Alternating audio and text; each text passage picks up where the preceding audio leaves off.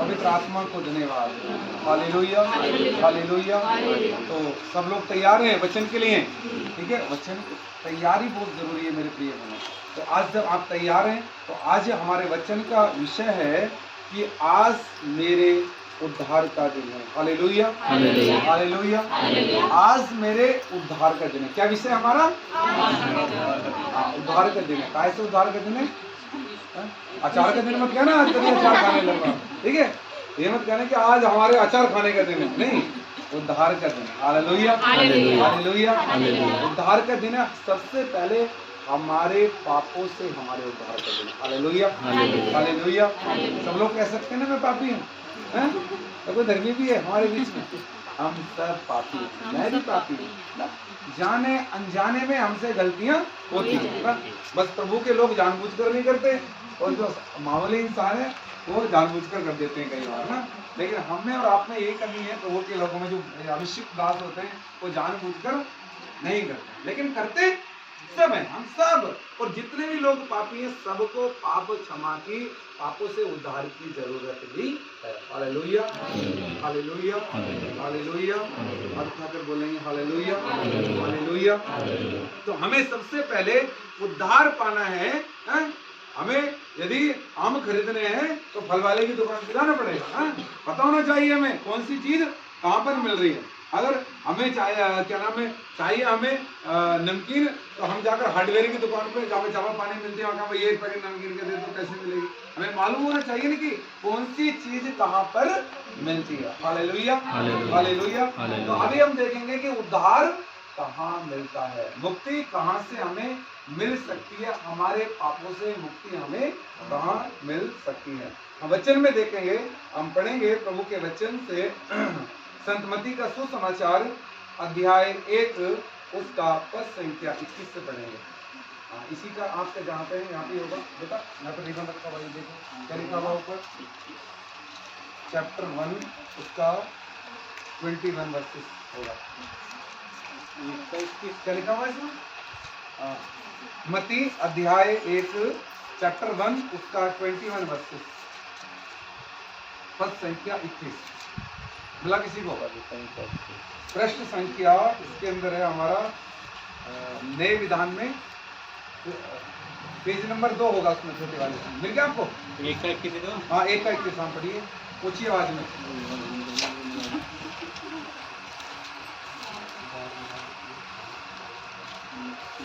मत्ती 1 का 21।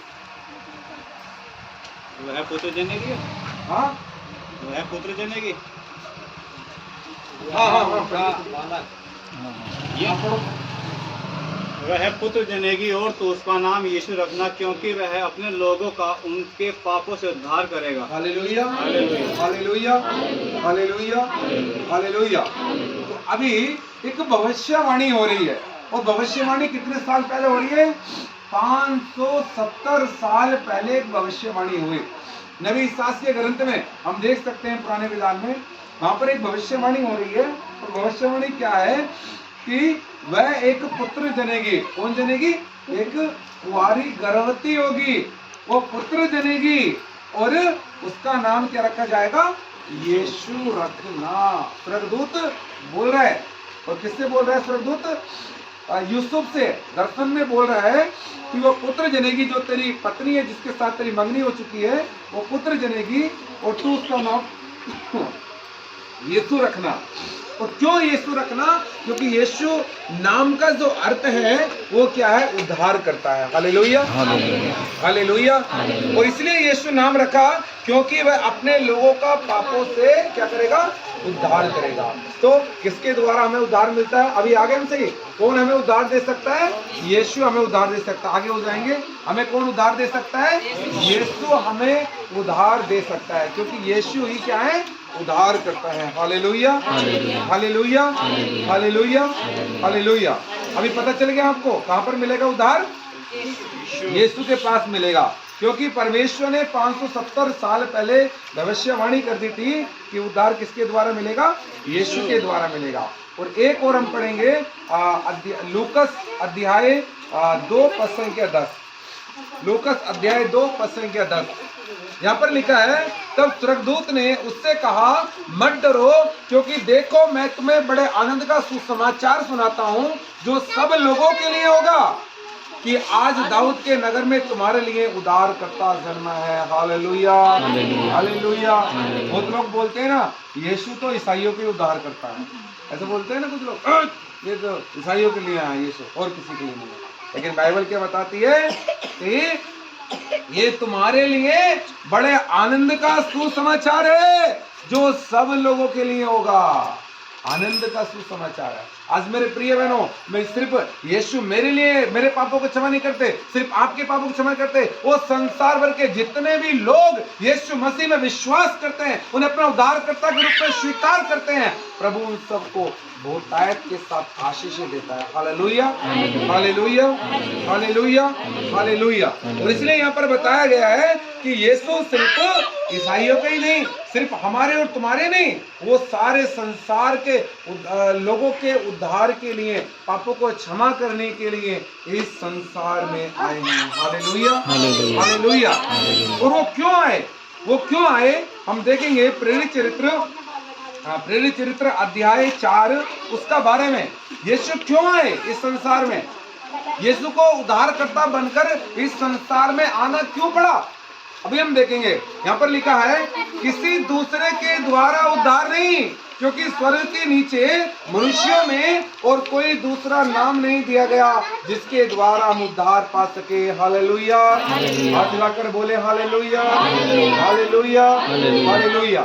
बाइबल यहाँ पर बता रही है कि यीशु को इसलिए आना पड़ा उद्धारकर्ता के रूप में, क्योंकि यीशु के अलावा किसी और के द्वारा उद्धार था ही नहीं।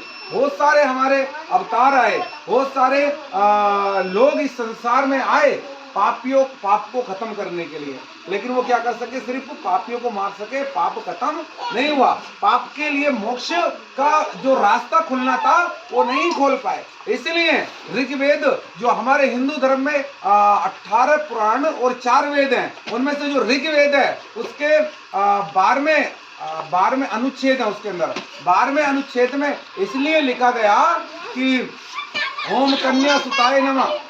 वहां पर जो लेखक है वो बोलता है, मैं जो है, जो ओम शब्द जो है कोई छोटा मोटा शब्द नहीं है, ओम शब्द का सर्वश्रेष्ठ, जो सर्वश्रेष्ठ है मैं उसको नमन करता हूँ। और वो सर्वश्रेष्ठ कौन है, जिसने कुंवारी कन्या के द्वारा क्या लिया, जन्म लिया है।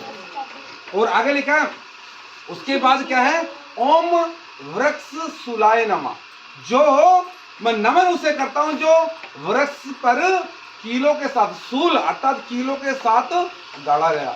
कोई देवी देवता गाड़ा गया, सिर्फ यीशु गाड़ा। इसीलिए ऋग्वेद में अधिक, आपके पास मोबाइल में आप तो सर्च मार सकते हैं आजकल, ठीक है, आप पढ़कर देख सकते हैं। आप अगर मैं झूठ बोल रहा हूँ आप ट्राई भी करना, ठीक है।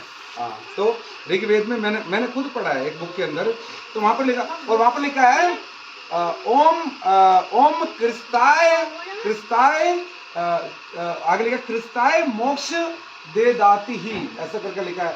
सिर्फ और सिर्फ क्रिस्त ही हमें मोक्ष प्राप्ति दे सकते हैं, और उनके अलावा, इसलिए बाइबल में लिखा है किसी और के द्वारा उद्धार नहीं है, क्योंकि स्वर्ग के नीचे और पृथ्वी के ऊपर दूसरा नाम है ही नहीं। क्योंकि यीशु नाम का अर्थ ही क्या है, उद्धार करता है। हालेलुया। यीशु नाम का जो शब्द, जो अर्थ है यीशु शब्द का, छुटकारा देने वाला, पापों को क्षमा करने वाला है। हालेलुया। और इसीलिए यीशु ने अपनी कुर्बानी हमारे पापों के लिए दी। और बाइबल हमें बताती है कि हम मसीह के उस लहू बहाए जाने के द्वारा क्या हो गए हैं, शुद्ध किए गए हैं। Hallelujah, hallelujah, hallelujah. और एक बार की मैं छोटी सी कहानी आपको बताऊं। हमारे इधर गढ़गंगा है, कभी गए होंगे आप, उधर से आएंगे मुर्दाबाद साइड से, तो गढ़गंगा ब्रज घाट पड़ता है, गढ़गंगा ब्रज घाट पड़ता है उधर। तो ऐसे ही वहाँ पर अधिकतर लोग मावस पूर्णवासी नहाने के लिए जाते हैं। तो मावस पूर्णवासी नहाने का समय था, तो एक दो दोस्त, बड़े गहरे दोस्त थे, वो एक दूसरे के बिना कभी कहीं जाते नहीं थे।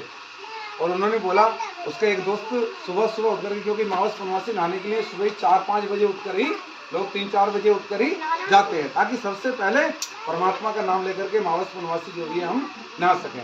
तो आप आपके हरिद्वार पास में आपके घर ही जाते होंगे, लेकिन हमारे उधर ब्रज घाट गढ़गंगा ही जाते हैं, है ना। तो उसका दोस्त बोला भी कहाँ जा रहा है, तो बोले भी मैं तो मावस नहाने के लिए